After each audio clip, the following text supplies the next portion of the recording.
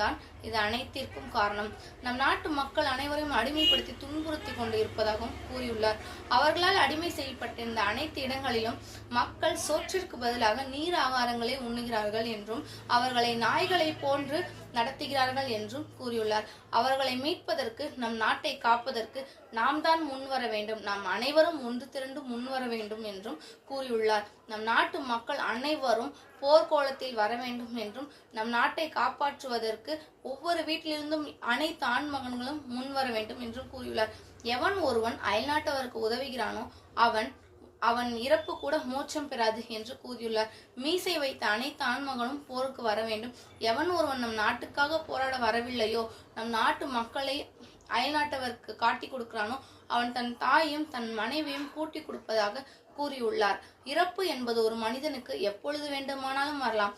ஆனால் அந்த இறப்பு இந்த நாட்டிற்காக இருக்கலாம் என்று கூறியுள்ளார். இந்த செய்தியை கேட்கும் அனைவரும் இதை அனைத்து இடங்களிலும் பரப்ப வேண்டும் என்றும் கூறியுள்ளார்.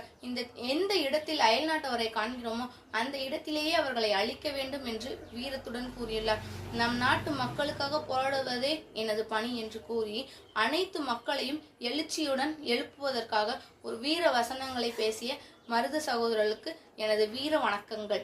நன்றி.